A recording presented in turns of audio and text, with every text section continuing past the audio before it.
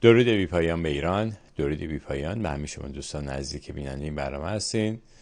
در خدمت کوروش معصومی گرامی هستم با چهارمین برنامه از مجموعه تحلیل روز که البته در حقیقت یک گفتگوی دوستانه است، یک گپ و گفت دوستانه است پیرامون اخباری که در جریان هست. این روزها هم روزهای پرتلاطمی است، خیلی اخبار مختلف میاد و هم بررسی میکنیم، دیدگاهامون رو با هم دیگه در میون میذاریم و اینو با شما به اشتراک میگذاریم. میریم پیش کوروش معصومی گرامی در استرالیا. کوروش جان، درود بر شما. درود بر شما افشین گرامی و درود به همه بینندگان گرامی.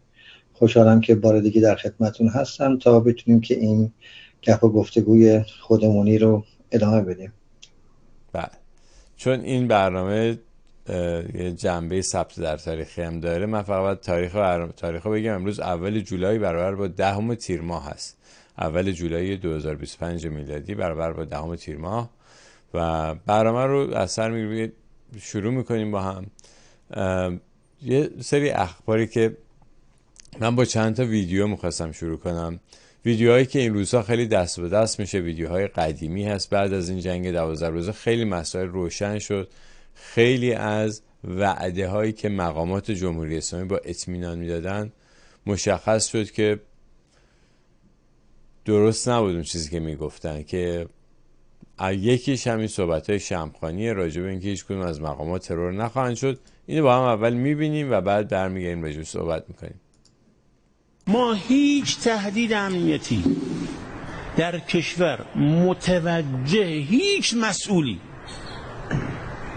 در جمهوری اسلامی نیست. آقا من مسئول امنیتی کشورم.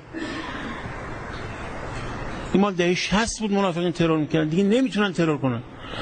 ضمن که ما دستگاه امنیتی قوی، نیروی نظامی قوی، سپاه قوی داریم، ولی چی میترسیم؟ بله کوروش جان. این صحبت این که اینو میگن که من خودم مسئول امنیتی هستم و میگم اصلا امکان نداره، ما نیروی انتظامی قوی داریم. بله، زورشون به مردم میرسه، میتونن مردم رو سرکوب بکنن یا آدما رو به جرم جاسوسی علیکی بگیرن اعدام بکنن، بهشون هزار جور انگ بزنن. البته ما قبلا هم دیدیم فخری زاده رو چجوری فرستادن کنار حاج قاسم، نمیدونم خود رئیسی چجوری هلیکوپتری سقوط کرد. اینا همه این اتفاقا افتاده. حالا الان تو این 12 روز ظرف 3-4 ساعت اول تمام فرماندهان رده بالای سپاه پاسداران و اینا کشته شدن.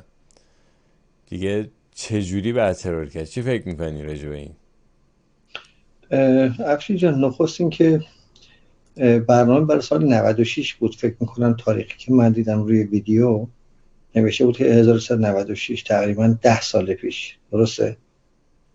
شما نگاه کن از 10 سال پیش تا الان چه شخصیت هایی ترور شدن، چه تو برنامه هسته‌ای خودشون. داستان های مختلفی هم تا الان راجع به این قضیه گفته شده که هی گفتن که نه این از خودشون بوده، خودشون از قصد این کار رو انجام دادن. نمیدونم دیدی که هزار سناریو رو آوردن وسط. البته خب میگه که من مسئول امنیت ملی کشور هستم. الان هم باید بیاد پاسخگو باشه دیگه. الان باید بیاد دست کم پاسخگو باشه و بگه که آقا من مسئول امنیت ملی کشور بودم، این اشتباهات انجام شده، نفوذ تا اینجا بوده، به این شکل بوده. این که الان رفتید نشستید 600-700 نفر رو الان دارید دستگیر میکنید، توی خیابون ها ایست بازرسی گذاشتید، طرف اومده زده رفته همه رو کشتن، تازه شما ایست بازرسی گذاشتید، خودتون رو مسخره کردید. فکر میکنید الان مثلا نیروهای مثلا موساد توی این ماشینا که شما به دستگیرشون بکنید؟ اصلا این اصلا امکان پذیره واقعا؟ نه، به نظر من این بیشتر برای ایجاد جو رعب و وحشت به مردم هست، چون جدیترین دشمن جمهوری اسلامی مردم ایران هستن و بیشترین ترس از مردم دارن و برای اینکه وقت مردم بلند نشن دارن یه جو امنیتی رو در ظاهر برای مردم نمایش میدن. یک به نظر من بیشتر یک نمایش، البته نمایش بالاخره مثل اینکه کسی هم کشته شده چند وقت پیش، یه روز یا امروز، به خاطر اینکه به ایست بازرسی توجه نکرد رفته بهش تیراندازی کردن و این بیشتر ایجاد نارضایتی میکنه به نظر من تا اینکه مردم رو بترسونه. ولی من فکر میکنم که دلیل گذاشتن این ایست بازرسی ها فقط یک نمایش، مثل اون مانورایی که میدادن، فقط یک نمایش برای ایجاد جو رو با وحشت. چی فکر میکنی؟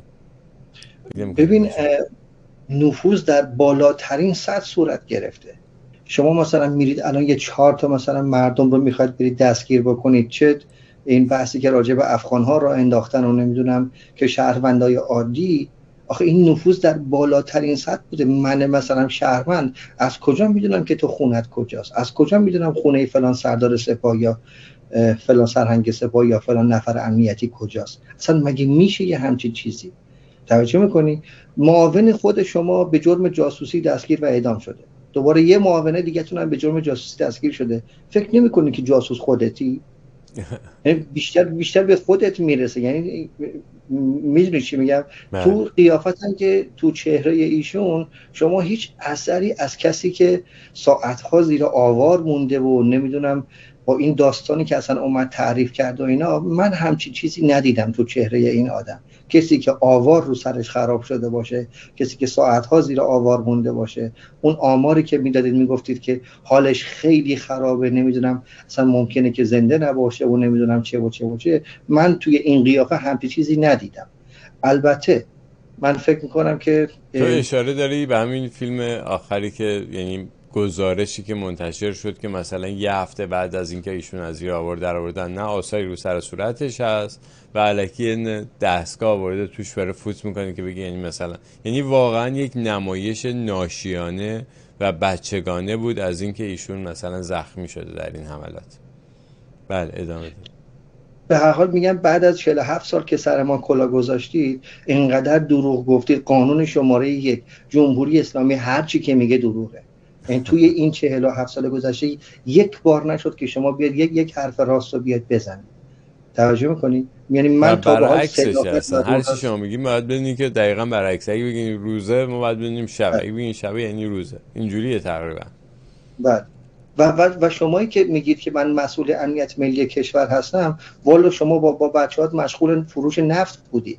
کسی که در این سطح داره بیزنس میکنه، تجارت میکنه، بازرگانی میکنه، میخره نفت میبره، تحریم دور میزنه اینا، کی تو رسیدی که بیای به امنیت کشور بخوای بیای برسی؟ بله واقعا. و در همین راستا دروغ‌های دیگه‌ای که این مسئولین جمهوری اسلامی میگفتن در قالب خیلی مثلا به صورت فخر فروشی بود. میتونم بگم یه جوری مثلا میخواستن پوز بدن که ما اینجوری هستیم، ما قوی هستیم، ما مقتدر هستیم. میرسیم به صحبت‌های جواد ظریف که اونم میگفتش که اگر، چون اینم یکی از ویدیوهایی که خیلی داره دست به دست میشه بین مردم. حالا میرسیم به داستان افغانی و اینا، اینم با هم دیگه ببینیم صحبت‌های ظریف رو. اگر پای ایران رو وسط بکشه، شما خیالتون جمع باشه که یکی از مقامات حاکمیتی اتفاقی واسش نمیفته. اونی که بمب میخوره مردم ایرانه، اونی که از بین میره مردم ایرانه، اونی که تحریم میشه مردم ایرانه. سلام و درود بر هممیهنان دلاور. به نام ایران به کارزار همبستگی ملی پاسداری از میهن پیوستم، چون همه ما در یک کشتی نشسته ایم، کشتی ایران سرافراز. پای ایران در میان است. به هر حال یعنی این دروغ‌های جمهوری اسلامی، یعنی دروغ‌های مقامات جمهوری اسلامی یکی پس از دیگری داره مشخص میشه. اینی که این ویدیوها الان داره، چون این ویدیوها رو مثلا من نساختم، یک به اصطلاح اپوزیسیون درست نکرده بده به مردم، اینا رو مردم خودشون دارن ساختن و دارن دست به دست میکنن. این دست به دست شدن این ویدیوها بین مردم یک اثر روانی داره. یعنی مردم بیشتر از همیشه، مخصوصا نیروهایی که نزدیک حکومت بودن، دارن پی میبرن، چششون بیشتر باز میشه به اینکه این حکومت، مسئولین این حکومت که مثلا ظریف به اصطلاح یکی از معتبرترینشون بود، چقدر آدمای دروغگو و بی‌اعتباری هستن. این بی‌اعتباری جمهوری اسلامی است بیشتر از همه. نقطه نظر شما چیه؟ بله، شخصیتی که خیلی شناخته شده است.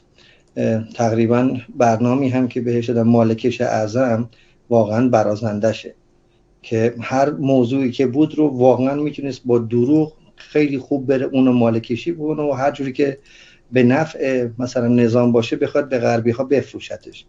اما با توجه به ویدیویی که داده بیرون باید گفتش که مسئولین ما خودشون انتخاب کردن که اینجوری زندگی کنن. مسئولین ما چون عاشق فلسطین و اینها هستن، زن و بچه هاشون و ناموسشون و اینها رو در تیررس دشمن قرار میدن و این افتخار ما ایرانی ها هست که مسئولینمون اینقدر از خود گذشته هستن و دست کم تا الان 60 تا از سردارها و تیمسارها رو اومده اسرائیل زده و به حال خودشون انتخاب کردن که اینجوری زندگی کنن و افتخار هم میکنن به این قضیه. ظریف تو تمام دوران گذشته از ابتدا، از پیش از انقلاب 57 در خدمت سیستم بوده. یه ویدیویی ازش هستش که توی نیویورک اون بلنگو رو اینجوری گرفته دستش و اینا که با پول مملکت و نمیدونم سیستم شاهنشاهی بلند شدن رفتن توی نیویورک، رفتن اونجا شروع کردن به درس خوندن، همشون جذب سیستم های اطلاعاتی و جذب اداره شدن. از همون موقع رفت در خدمت سیستم تا به امروز. هر کاری هم که تو بگی، هر کاری هم که تو فکرشو بکنی، همیشه یعنی هر جا که کم آوردن اینو برداشتن آوردنش وسط. نمیدونم یه خبری هم منتشر شد همین چند وقت پیش، گفتن که در تمام طول مذاکراتی که همین عراقچی مثلا که عراقچی داشته مثلا مذاکره میکرده در حالی که ظریف اونجا بوده. نمیدونم این خبر رو شنیدید یا نه. همیشه خط دهنده اون بوده. با توجه به این که این چطوری باید بگم این فرهنگ غربی ها رو خیلی خوب میشناسه، مخصوصا به ویژه آمریکایی ها رو خیلی خوب میشناسه، یعنی همیشه خط دهنده اون بود. اصلا این رو آوردن برای همین قضیه. توجه میکنی اصلا دولت که خودت که در جریان هستی، اصلا دولت رئیسی بود و اون عبداللهیان بود و اینا بود. وقتی که اصلا اینها که هنوزم مشخص نیست که چجوری این اتفاق افتاد و رئیسی رو که زدن، توجه میکنی تیمی که مثلا به عنوان تیم پزشکیان اومد، اگه خاطر باشه تو قضیه انتخابات پزشکیانی وجود نداشت، همه کار ظریف بود، اصلا کاملا مشخص بود که کی رئیس جمهوره. منتها حالا بخشی میگفتن به خاطر اینکه شهروندی مثلا آمریکا رو داره نمیتونه اصلا این طرف به عنوان کاندید باشه و اینا. همیشه اون پشت پرده همه کاره این سیستم همین خود همین ظریفه. فقط خواستم بگم که مسئولین ما خودشون انتخاب کردن که اینجوری زندگی کنن. بله. بعد عرضم به خدمتتون که و اینی هم که میگفتش که اگه اسرائیل حمله کنه مسئولین هیچیشون نمیشه، مردم میشن، با اینکه اینا رفته دادن سپر انسانی، یعنی لای تو قسمت‌های مسکونی خونه داشتن، ولی دیدیم که مستقیم زدن به واحد مسکونی خودشون، حتی طبقات بالا و پایینشون کمترین آسیب رو دیدن. به جای اینکه یه ساختمون خراب شه یه واحد خراب شد. خب اینم یعنی این که برعکس اون چیزی که اینا گفته بودن بود، همون قانونی که خودت گفتی هر چی مسئولین جمهوری اسلامی میگن برعکسشه. و میرسیم به صحبت این آقای علی لاریجانی که اینا حالا بعد از این جنگ 12 روزه اینا اومدن روی زمین و دارن الان رو صحبت میکنن در جهت همون در راستای جنگ روانی. اینم با هم میشنویم. اینو میخواستم از شما بپرسم. تو این چند روز خیلی این بحث تازه انگار داره رگه های ازش میاد بیرون و گفته میشه که یک پیام های تهدید آمیزی هم توی این ماجرا پشت پرده. این درست بوده؟ بله. یعنی این جزء پروژهشون بوده، سرداران سپاه رو باید بزنن بعضی از مراکز و تصورشون این بود یک، مردم به زودی جدا میشن و علیه نظام وارد میشن و یه عده از مسئولین هم میتونیم اینا رو جدا کنیم، تهدیدشون کنیم، میترسن میرن جلو. تهدیدشون کنیم، میترسن میرن جلو. الان یعنی یه جوری داره میگه که خب مثلا اسرائیلی‌ها شکست خوردن در این زمین چون مردم از نظام جدا نشدن و حالا ما باید پیش گفتش که آقای لاریجانی صبر کن، حالا زوده، الان هنوز یه هفته گذشته جدا شدن. یعنی مردم به نظر من هنوز تو شوکن. یه چند روز طول کشید که برگردن به سرخون زندگی هاشون و الان هنوز مردم تو شوکن، هنوز منتظرن ببینن جمهوری اسلامی چی کار میکنه. بعد از این همه جمهوری اسلامی فعلا داره با تبلیغات به مردم میگه نه ما بردیم جنگو. حالا شما اگه نظری داری راجع به تا اینجای صحبت لاریجانی بگین، چون بعدش یه قسمت دیگه هم میبینیم. ببین افشین جان، اون تیکه که میگه برای اینکه مردم جدا نشن و اینا، مردم جدا بشن از حکومت، مردم خیلی وقت از حکومت جدا شدن. اینو هر نابینایی هم که باشه، هر جوری که تو بخوای این قضیه رو سانسور بکنی، خب از 88 این قضیه شروع شده، حالا بیشتر از جنبش دانشجویی اینا، بعد ما رسیدیم به آبان 98 اون کشتار خونین صورت گرفته، بعدش ماجرای بنزین بوده، بعدش هم که ماجرای زن زندگی. شما مردمی دیدید که با اینها همراه باشن؟ من نمیدونم این تعریف شما از مردم. نه این منظورش بیشتر اینه که چرا مردم نریختن تو خیابون، منظورش این بود. ببینید وقتی که ما راجع به مردم صحبت میکنیم، کدوم قشر رو شما گذاشتید واسهتون باقی بمونه؟ دانشجوها رو برای خودتون نگه داشتید، آموزگاران رو برای خودتون نگه داشتید، استادای دانشگاه رو، کارگرا رو، راننده ها رو. هیچ کسی از دست شما آسایش نداشته. در طی این 47 سال گذشته بارها و بارها و بارها مردم در این خیابون‌ها فریاد زدن که آقا ما شما رو نمیخوایم، این حکومت هیچ ربطی به ملت ایران نداره. توجه میکنید؟ من نمیدونم حالا این قرار بوده چجوری مردم از حکومت جدا بشن. من هیچ وقت ندیدم که هم باشه. درسته. خب تیکه دومش هم با هم ببینیم.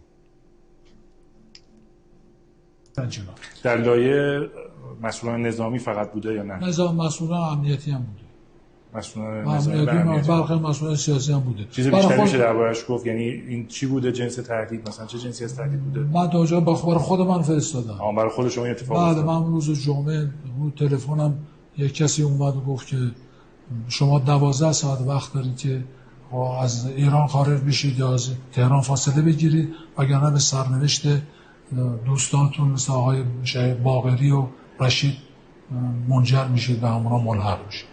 تماس تلفنی یعنی گرفتن؟ تماس تلفنی گرفتم.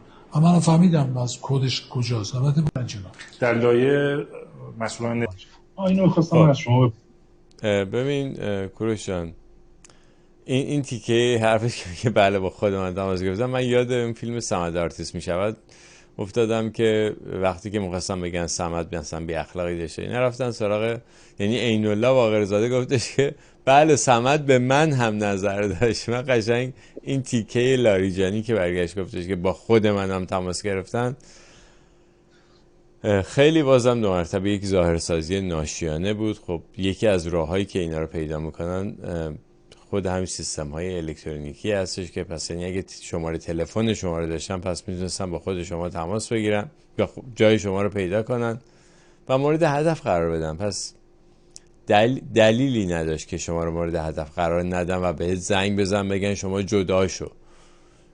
مثلا بودن و نبودن شما کنار این جمهوری اسلامی چه تأثیری داره، چه مثلا اهمیتی داره واقعا؟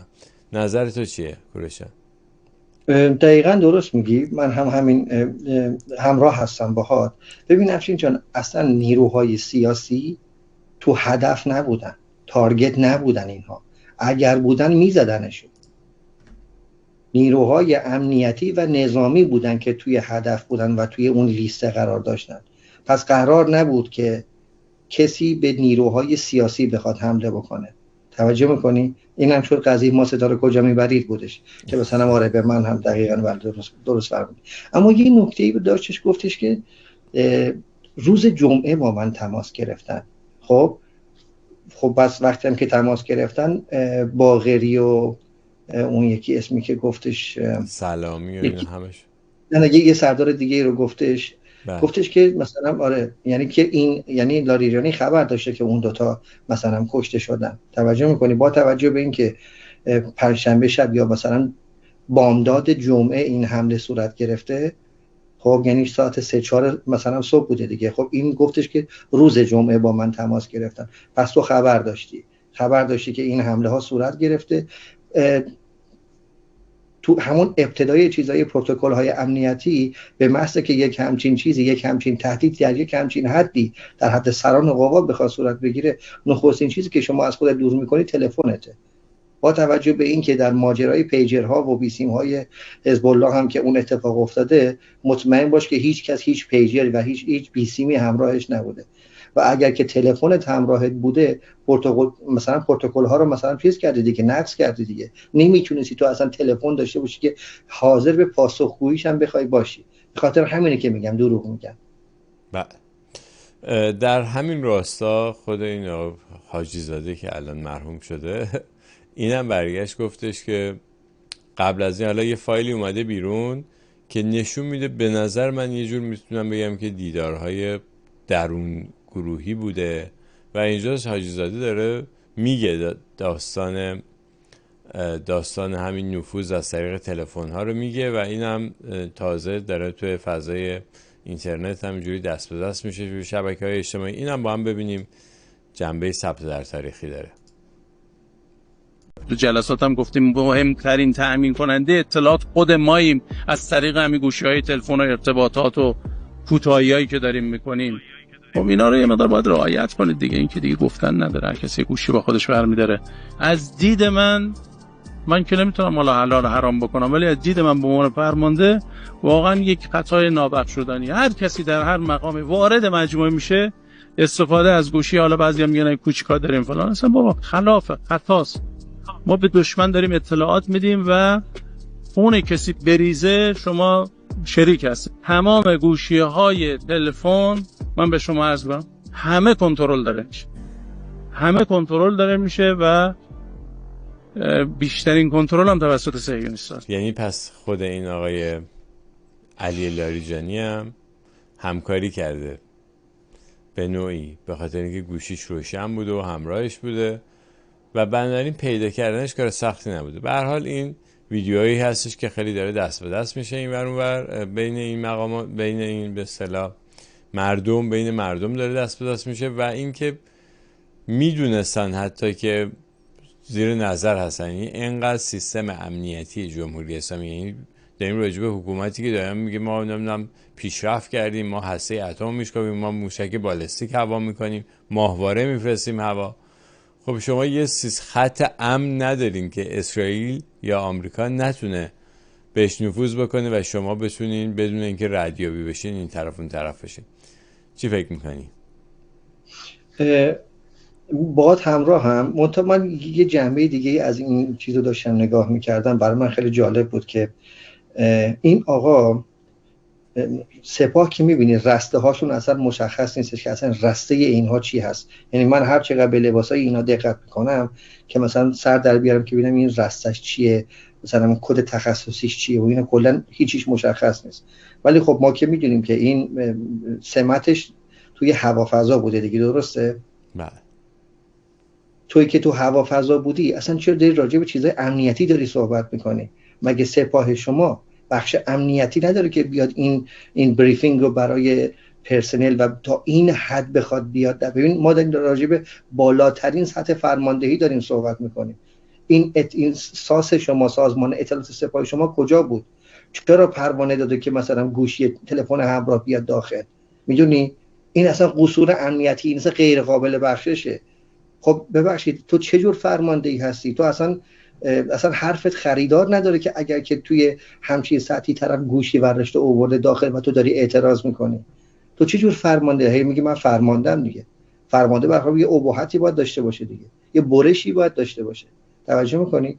فرمانده هوافضا داره کار بریفینگ چیزی انجام میده، کار بریفینگ اطلاعات امنیت داره انجام میده، داره خواهش میکنه، تمنا میکنه، التماس میکنه که آقا با خودتون گوشی همراه نیارید. بله. یعنی ببینید یک سیستم فشلیه دیگه. افشین جان ببین سیستمی که فشله، سیستمی که هیچ چیزش مشخص نیست، معلوم نیست کی بالاتره کی پایینتره. حالا یه زمانی به اندازه ریش بود، یه زمانی به سطح این بود که برای چه کسی مثلا به آقا نزدیکتره، چه کسی مجیزگویی بیشتری میکنه. بله. خب یکی دیگه از ویدیوهایی که این روزا خیلی دست به دست میشه راجع به این ادعای پیروزی علی خامنه‌ای هست از زیر زمین که اونم خیلی مورد تمسخر مردم. یعنی میخوام بگم که چقدر این حرف خریدار داشته بین مردم. یه ویدیویی درست کردن دیگه، اینا از داخل ایران هست که مقایسه کردن با یه بخشی از سریال خیلی محبوب کلا قرمزی که یه چیزی یه سریال طنز برای بچه‌ها ساخته میشه که خیلی جالب هستش که مردم این ادعای پیروزی خامنه‌ای رو انقدر بچگونه و ابلهانه میدونن. ببینیم با اینم جالبه. رژیم صهیونی در زیر ضربات جمهوری اسلامی تقریبا از پا در آمد و له شد، جمهوری اسلامی سیلی سختی به گونه آمریکا نواخت. فرمایید که بازی رو چطور دیدیم؟ بازی موفقیت آمیزی بود. ما میتونستیم 70 تا گل خورده باشیم. به خاطر نامساعدی زمین و شرایط چیز باعث شد که ما 35 تا بیشتر نتونیم بخوریم. قبول دارین شما باختین؟ نه شما 35 تا گل خوردین. آقای ماجی شما خودتون دارین میگی، شما چرا حرف اونا رو میزنید؟ 35 بیشتر یا یک؟ 35. من دیگه حرفی ندارم. واقعا خیلی جالبه که میگه، یعنی دقیقاً این ادعای پیروزی خامنه‌ای رو با این مقایسه کردن. این مردم، یعنی میخوام بگم افکار عمومی کجاست و جمهوری اسلامی کجاست. این شکاف خیلی عمیق شده، یعنی واقعا از دره و اینا گذشته دیگه. خب در کنار اینها ما الان داریم مسئله اخراج افغانی‌ها که حالا در رو باز کردن، افغانستانی‌ها که از نظر من هموطنان ما هستن وارد ایران شده بودن و یه جمعیت زیادی هم آمده بودن که خب میگفتن این مخالفه، خیلی ها سر صداشون در اومد، خیلی از نیروهایی که در خارج هستن گفتن که آقا این برخلاف امنیت ملی، اینو حتما جمهوری اسلامی یک نقشه کشیده، طرحی داره برای اینا. ولی الان برعکس شده، الان دارن فله افغانستانی‌ها رو خارج میکنن از ایران. نظر راجع به این چیه؟ باید بگم که تا وقتی که میدونی که مسئول این جریان افغان‌ها چیز بود دیگه، این جلیلی بودش. مسئول مستقیمشون که اصلا کلا این پروژه رو صفر تا صدش رو اصلا راه داد اینا رو داخل، این آقای جلیلی هستش. موقعی که وجود افغان‌ها در ایران باعث این بود که به ضرر مردم بود، شغل کمتر میشد، خونه گرونتر میشد. ببینید هیچ جایی در دنیا نمیتونه یهو بیشتر از 200,000 تا مثلا چیزی که وارد یه شهر بخوان بشن، اصلا اون شهر اصلا زیرساخت نداره که بخواد تحمل اینا داشته باشه که یهو یه همچین جمعیتی بخواد وارد شه. چه برسه به این که اعدادی که اعلام میکردن یه چیزی بین 8 تا 14 میلیون بود، یعنی حتی آمار هم نداشت. توجه میکنی؟ تا وقتی که موضوع افغان‌ها به ضرر مردم بود، خیلی هم عالی بود، خیلی هم ما میزبان خوبی بودیم، خیلی هم خوب داشتیم پذیرفتیم، چون فشارش که رو مسئولین که نبودش که. به محض اینکه این جریان اسرائیل و مشخص شدن این که تعداد زیادی از اینها با اسرائیل همکاری کردن و یه اعدادی میگفتن 2500 تا با اینا که داشتن میگفتن که همکاری کردن، یهو نظام به فکر این افتاد که امنیت من داره به خطر میفته، همه باید اخراج بشن، همه رو باید بریزیم بیرون. اینا هم که میدونی، اینا ما یه دونه پشتون داریم، یه دونه هزاره داریم، یه دونه هم تاجیک داریم. یعنی افغان هایی هم که باز میان داخل ایران، اینا هم باز چیزن دیگه، 3 تا مدلن دیگه. این بیشتر این چیزا هم که هستش که خیلی سنی هستن و خیلی تعصبی هستن، مربوط به اون بخش پشتونش میشه که این پشتون ها از تقریبا شمال غربی هند و شمال شرقی پاکستان یک منطقه‌ای بود که اینها رو از این طرف کوه‌ها و رودخونه کوچ دادن، نصفشون رو آوردن گذاشتنشون این طرف. توجه می‌کنی؟ اصلا پشتون‌ها داخل افغانستان نبودن، آرام آرام اینها رو براشون کوچ دادن آوردن داخل.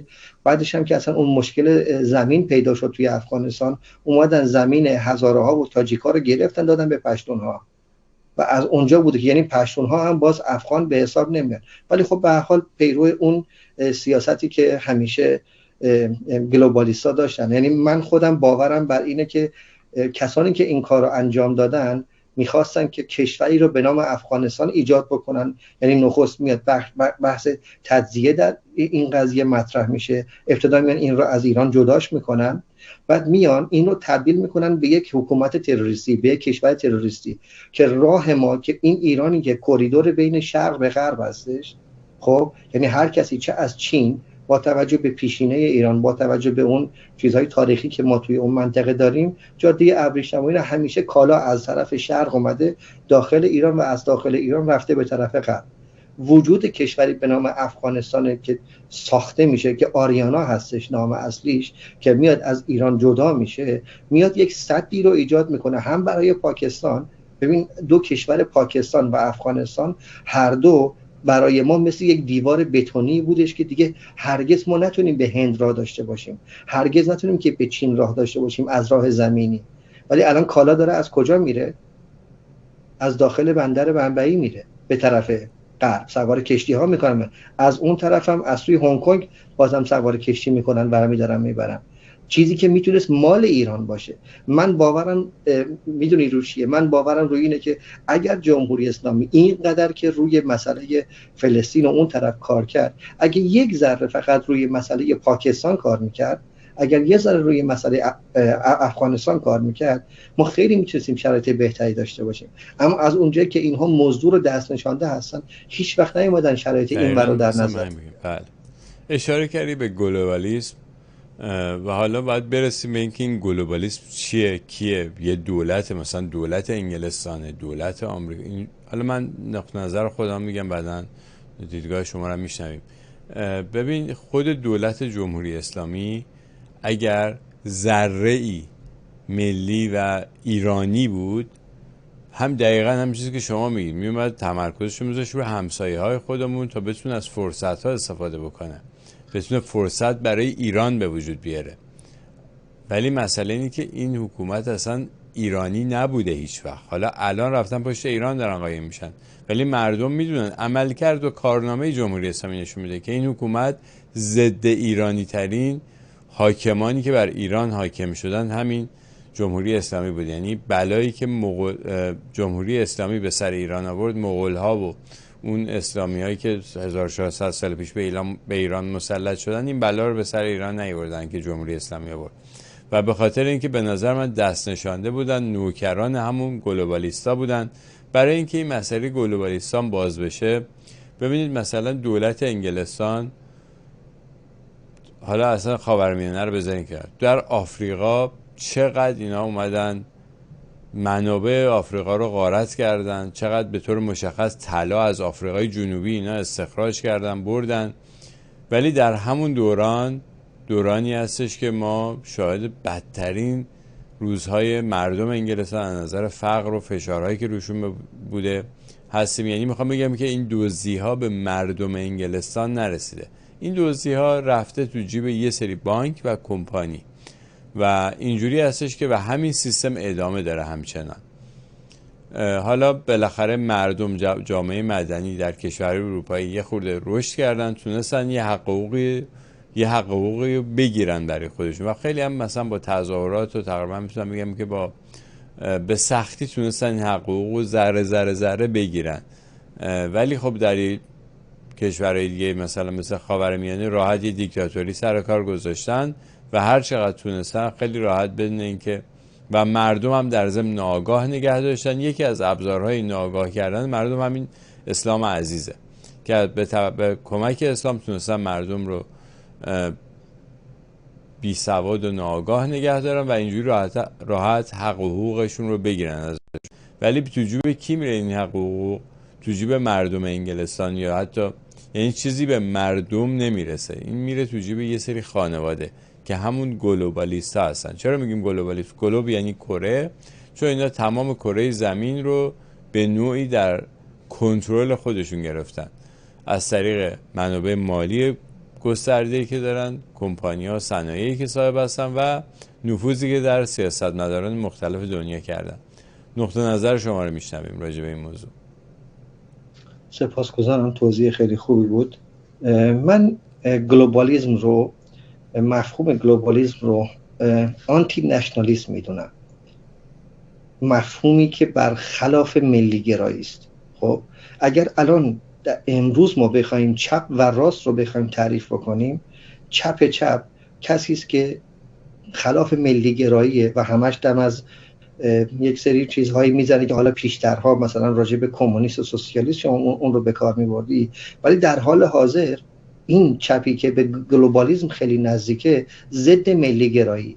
خب حالا این گلوبالیسم امنیتش چجوری به خطر میفته؟ با افزایش ملی گرایی. خب همیشه گلوبالیسم در سالهای گذشته کاری کرده، دست کم مثلا در 100 سال گذشته چند تا کشور مثلا میخوایم، الان من یه فهرستی اینجا آماده کرده بودم که کشورهایی که شاهنشاهی بودن، پادشاهی بودن اینها رو تبدیل کردن به جمهوری. مثلا هر چقدر که شما بتونید جمهوری اسلامی رو بچسبونی به ایران، همونقدر هم میتونی کمونیست رو بچسبونی به مردم روسیه.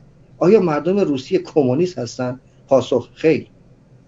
کی اینا کمونیست شدن؟ همون موقعی که پادشاهی رو ازشون گرفتن. ببینید اومدن تا کوچکترین بچه خانواده این آخرین پادشاه تزارهای روسیه، بله، کشتنشون. حتی به یک بچه 6 ماهه هم رحم نکردن که از اون خاندان سلطنتی حتی یک نفر هم نباید باقی میمون. بعد میاد یهو یک ایدئولوژی رو از خارج میان وارد میکنن، یعنی ابتدا پادشاهی رو برمیدارن، بعد این ایدئولوژی کمونیستی رو وارد میکنن، بعد آخرش به اینجا میرسه که شوروی میاد. چند تا کشور شد، 17 تا چند تا شد خاطرم نیستش، میاد این فروپاشی شوروی میاد صورت میگیره. خب و امروز به محض اینکه اسم شوروی یا اسم روسیه که میاد، ناخودآگاه شما توی ذهن شما این رفته هک شده که کمونیست. توجه میکنی؟ در رابطه با مردم ایران هم همینطوریه. حالا اگه مثلا من بخوام اینجا چند تا از این کشورها رو بخوام نام ببرم که پادشاهی بوده که تبدیل شده به جمهوری: فرانسه، پرتغال، روسیه، آلمان، اتریش، مجارستان، ترکیه، آلبانی، ایتالیا، رومانی، بلغارستان، صربستان، یونان. حالا این طرف ایران، مصر، افغانستان، چین، عراق، کره، نپال. ببینید این مردمی که الان در افغانستان هستن و اینطوری مردم ایران دارن باهاشون یعنی دولت جمهوری اسلامی داره اینجوری، دو حالت براشون وجود داره: یا باید بری مزدور جمهوری اسلامی بشی، بری توی یکی از این گروه‌های تروریستی فاطمی و زینبی و نمیدونم حزب الله نمیدونم هشت کجا، خب که بیان به این وسیله این رو دستاویزی قرار بدن که بخوام به اون بدبخت یه دونه شناسنامه میخوام بدن، در حالی که جزوی از ایران بوده. یک روزی این جزوی از ایران بوده. توجه میکنی؟ بعد میاد زائر شاه رو بر میدارن. برید فقط خواهش میکنم ای کاش ویدیو چیزو داشتید، ویدیو ورود زائر شاه به آمریکا، برید نگاه بکنید ببینید چه پیشوازی میرن برای ایشون. ببینید کل آمریکا رو چراغونی کرده بودن، ببخشید کلشون نه، اون توی چیز واشنگتن کل اون خیابونا رو چراغونی کردن. چقدر مردم تو خیابون وایسن که بله آقای ظاهر شاه دارن تشریف میارن. بعد آرام آرام آرام رفتن داخل. یهو آقای داوود خان که از فامیلش هست میاد کودتا میکنه، یهو اعلام جمهوری میکنه بدون این که اصلا فرهنگ اون مردم رو در نظر بگیرن. اصلا ببین این میفهمه جمهوری یعنی چی؟ بله. توجه میکنی؟ همون بلایی است که در ایران سر ما اومده. حالا تصور بکن که اگه چیزی میخوای راجع به این بگی که من فقط خواستم میگم که دقیقاً این چپ جهان وطن میشه همون گلوبالیسم. یعنی شما میبینی که سرمایه‌داری در بالاترین سطح خودش چجوری پیوند میخوره با چپی که مدعی گرفتن حقوق مردم هست، حقوق کارگران هست، برابری و عدالت و اینجور شعارهای توخالی که همیشه دادن و عملاً تبدیل شدن به دیکتاتوری همشون. یعنی شرایط زندگی مردم رو 100 پله بدتر کردن از شرایط قبلی. و این میخواستم فقط بگم که این همانی این گلوبالیسم و چپ جهان وطن همین هست و اندیشه چپ هم خیلی وعیدهای قشنگی میده که آقا مثلا بعد به اندازه هر کسی به اندازه زحمتش پول در بیاره و از این صحبت ها. ولی عملاً شما میبینید که در کشورهای سرمایه‌داری حق و حقوق کارگرها بیشتر هست. چرا؟ چون یه فضای بازی هست که کارگرها میتونن سندیکا داشته باشن، برن حقشونو بگیرن، برن. البته اونا رو هم حالا جورای دیگه هایجک کردن، به نظر من دزدیدن ازشون. تو مثلا تو خود آمریکا یه جورایی حقوق کارگرها رو ذره کم کردن از طریق سیاستمداران فاسدی که باز دو مرتبه وصل میشن به همون گلوبالیستا، باز وصل میشن به همون خانواده ها. حالا در روسیه از طریق چپ جهان وطن تونستن این کار بکنن، در آمریکا با یه جور پیچیده تر این کاری کردن، ولی همچنان کارگر آمریکایی حقوق بیشتری داره از کارگر مثلا تو چین کمونیست. همین اینو می‌خواستم اضافه کنم. خب افشین جان ببین، گلوبالیسم خیلی عاشق دین و مذهب هستش. چرا؟ به خاطر اینکه دین و مذهب ملیت رو به رسمیت نمیشناسه. ببین مهم نیستش که افشین نریمان آمریکایی، ایرانی، افغان یا هر ملیت دیگه‌ای که داره. مهم اینه که آیا شما اون ایدئولوژی رو میپذیری؟ توجه میکنی؟ آیا اون ایدئولوژی سنی یا اون ایدئولوژی شیعه و حتی مسیحی، شما الان تو کلیساها که میری، آیا اصلا براشون مهم هستش که شما چه ملیتی داری؟ فقط براش مهمه که شما اون بپتایز رو بگیری، بری تو حوض که یه دونه رکورد اضافه بشه که بله ما یک مثلا مسلمان رو تبدیل کردیم به مسیحی. این گلوبالیسم خیلی عاشق این مذهب است. چرا؟ به پشتوانه این مذهب خیلی راحت تونسته تو تمام این سالها این علیه ملیگرایی تونسته که خیلی کارا انجام بده. برای یه پرانتز کوچیک من بگم، فقط یه پرانتز کوچیک. ببین این ملیگرایی در حقیقت هویت فرهنگی هر ملتی هست و این هویت زدایی باز دو مرتبه میشه گفتش که یک هویت زدایی در ابعاد بزرگتر میشه، ولی از اون طرف هم میان برای اینکه تجزیه بکنن کشورها رو. چون ببین چقدر کشور تجزیه شده تو این 100 سال گذشته و این کشورهایی که تجزیه شدن معمولاً سرنوشت خوبی هم نداشتن مردمشون. و میخوام بگم که اینا چقدر پیچیده کار میکنن که از یه طرف میان یک هویت مذهبی تعریف میکنن و مذهب هم باز دو مرتبه یک صاحبی داره، یک کشیش داره، خاخام داره، نمیدونم آخوند داره اون بالا که اون صاحب این مذهب هست و اون میگه که این مذهب چی هست و هویت مردم رو اون مذهب تعریف میکنه و خیلی راحت هم جلوی تمام پیشرفته علمی رو میتونه بگیره. تونسته این کار رو بکنه تو خیلی از، یعنی هر چقدر یک کشوری مذهبی تر هست شما میبینین که فاصلش با تکنولوژی و پیشرفت‌های روز و انسان دوستی بیشتر شده. همین خواستم فقط اینو اضافه کنم. گوش میکنم به صحبتات. بله سپاسگزارم. نمونه بارزی که من میتونم بهش اشاره بکنم که خب به نوعی سرنوشت همه ما رو رقم زده، چه این بین 8 تا 10 میلیون ایرانی که آواره هستیم در خارج از کشور، چه اون حدود 90 میلیونی که در داخل هستیم، همه ما ناخودآگاه با این مسئله درگیر هستیم. چه چیزی ما رو درگیر کرد؟ اگر که بخوایم ریشیابی بکنیم ما میرسیم به موضوع اخوان المسلمین. شما از هر جایی از افغانستان حرکت بکنی، بری شروع بکنی با این گروه ها صحبت بکنی، سر از اخوان المسلمین در میاری. اگه توی ایران مسئله ایران رو، جمهوری اسلامی رو در ایران بخوای پیگیری بکنی، سر از اخوان المسلمین در میاری. میری توی قطر، ببینید قطر اخوان المسلمین، حماس اخوان المسلمین، ترکیه رجب طیب اردوغان، اون حزب آک پارتی و اینا که هستن کیه؟ اخوان المسلمینه. حالا بعد میگه آقا این اخوان المسلمین این قضیهش چیه؟ کی وارد ایران میشه؟ این بنیادگذارشون که حسن البنا دیگه. بعدش میرسیم ما به سید قطب. سید قطب کسی بودش که توی آمریکا تو دانشگاه کلرادو رفت اونجا درس خوند، 2-3 سال توی آمریکا بودش، بعد یهو سر از مصر در میاره. بعد از اینکه این حسن البنا کشته میشه، این آدم میاد و میشینه شروع میکنه اون مانیفست 50 ماده‌ای رو، یک مانیفست 50 ماده‌ای رو اینها تهیه میکنن که خیلی خیلی جالبه. اگر بری الان من چکیدهشو اینجا براتون هستش میخونم براتون. اگه این مانیفست اخوان المسلمین رو شما بخونید، این که جمهوری اسلامیه که میخواد من یه چند تا تیکش رو اینجا براتون بگم. این چکیده خیلی خیلی کوتاهیه. بله حتما. ارشاد، تبلیغ و سازندگی جامعه برای تأسیس حکومت جهانی اسلام، تحزب‌گرایی و بهره‌گیری از تشکیلات برای دستیابی به اهداف سیاسی، تاکید بر مفهوم امت اسلامی در برابر ملت، تعامل با فرقه‌های مسلمان و اجتناب از جدال‌ها، درگیری‌های فرقه‌ای، ضدیت با اسرائیل، تعامل با فرقه‌های غیر مسلمان به ویژه قطبی‌ها در داخل مصر، حمایت از مقاومت فلسطین و پلیس شریعت. جالبه، پلیس شریعت همین گشت ارشاد خودمونه. اینا حالا کی به ایران میرسه؟ موقعی که این آقای سید قطب میاد، این آقای مجتبی میلوحی نواب صفوی رو دعوت میکنه به یک جلسه‌ای در بیت المقدس. دعوت میکنن اونجا و میگن که رسما دعوت شده ها این آقای نواب صفوی. هم مجتبی میلوحی، من گفتم اسمش، اسم واقعیش مجتبی میلوحی که بعدا معروف شد به نواب صفوی. بله ببخشید من نشنیدم، ببخشید پوزش.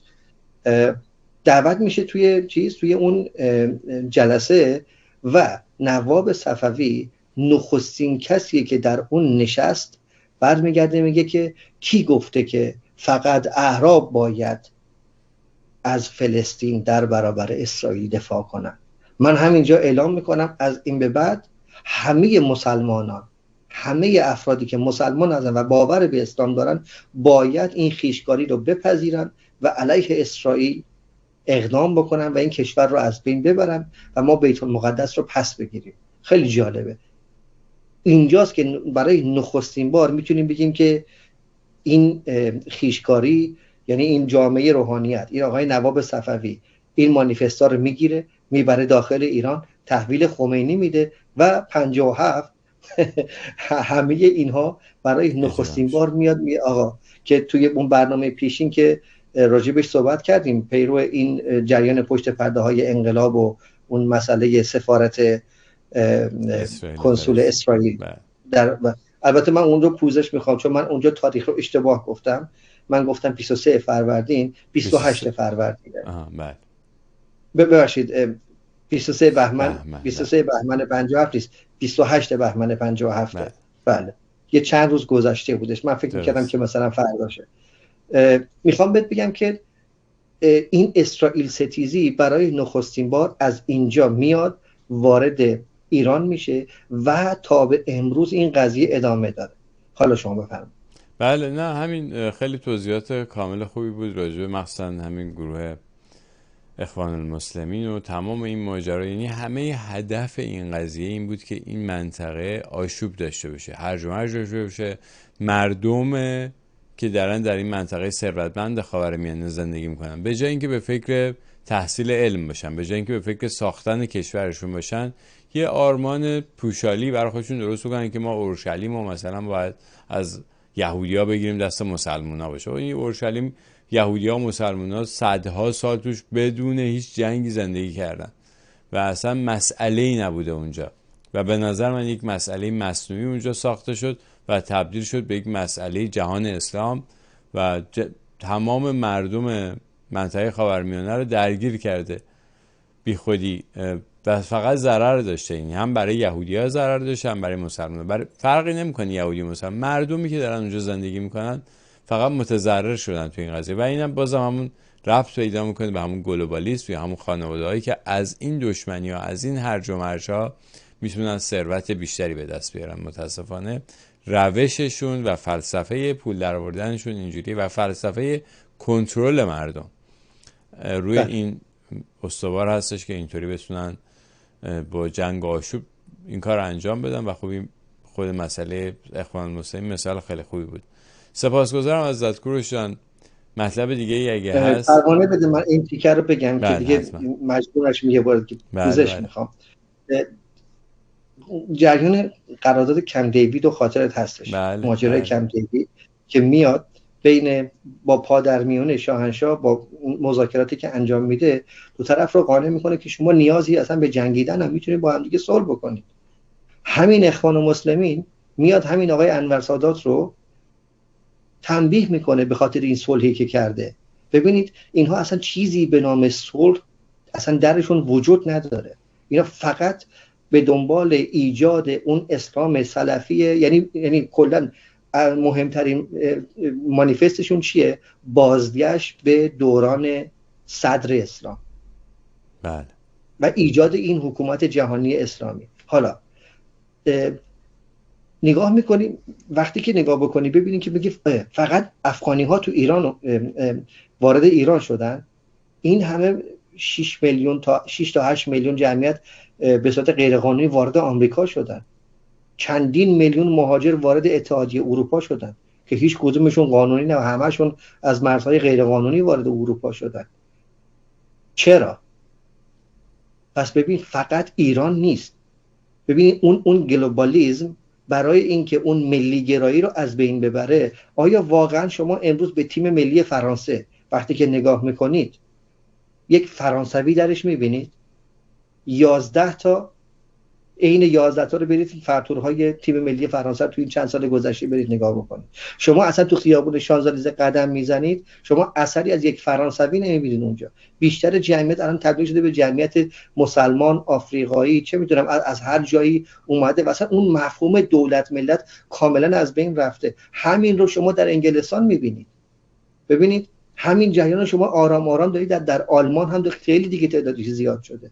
ببینید دیگه حالا اگه برید نگاه بکنید، اخوان المسلمین 400 گروه داره که در داخل اتحادیه اروپا، در سراسر اتحادیه اروپا 400 گروه هستن، کامیونیتی هایی هستن که وابسته به اخوان هستن. 400 گروه، اینا خیلی زیاده. اگه به نوعی بشه گفت به نوعی اخوانی ها اسب تروای آمریکایی ها در اروپا هستن و اون روز رو شما خواهید دید. اگر اینجوری بخواد پیش بره چیزی از اتحادیه اروپا باقی نخواهد ماند. جی دی ونس در اون سخنرانی که کرد در اتحادیه اروپا، اگر خاطرت باشه، کاملا این قضیه رو برای اروپایی ها باز کرد. ببینید امروز وقتشه، اگر نجنبی چیزی از اروپا و اتحادیه اروپا باقی نخواهد ماند. و جالبه که همه اینا زیر همون چتر اندیشه‌های چپ انجام شده. یعنی تمام ایده این که نه بعد مثلا ما بعد مثلا بیان این پناهنده ها بعد درهامون رو باز بکنیم و بدون هیچ حساب کتابی، بدون اینکه از نظر فرهنگی اختلافات رو مشخص بکنن و برن به ریشه قضیه بپردازن که چرا مردم بعد از آفریقا خونه زندگیشون رو ول کنن و بیان اروپا، چرا بعد از خاورمیانه فرار کنن و بیان به اروپا. چرا؟ دلیل این چیه؟ تفاوت دیدگاه ترامپ با این به اصطلاح چپ ها، با این به اصطلاح کسانی که در ظاهر خودشون هم خیلی انسان دوست و طرفدار حقوق بشر میدونن و موافق مهاجرت های فله‌ای اینجوری هستن، همینه. ترامپ میگه باید بریم ما ریشه داستان رو از ریشه حل بکنیم که مردم مجبور نباشن مهاجرت بکنن. چرا باید مردم مهاجرت بکنن؟ مگه قاره آفریقا جای فقیریه؟ این همه ثروت هست اونجا. چرا باید آفریقایی از آفریقا فرار کنن؟ چرا خاورمیانه یا بعد از خاورمیانه فرار کنن؟ چه اتفاقی افتاده؟ بریم اون ریشه رو حل بکنیم که در همین راستا نابودی جمهوری اسلامی یکی از مکانهای حل همین مشکل ریشه‌ایه. یعنی یکی از دلایلی که مردم دارن از خاورمیانه فرار میکنن همین جمهوری اسلامی است، با ناامنی که در کل این منطقه به وجود آورده و مردم رو داره از خاورمیانه فراری میده. اگه نکته مطلب دیگه باقی مونده گوش میکنیم به صحبتات. مطلب دیگه مونده؟ نه فکر میکنم که کافی بود، بسنده بود، از دید خودم بسنده بود. سپاسگزارم. حالا در برنامه‌های آینده لازم شد ادامه میدیم به این بحث خوبی بود، من که خودم لذت بردم. سپاسگزارم. تا دیداری بعد، بدرود.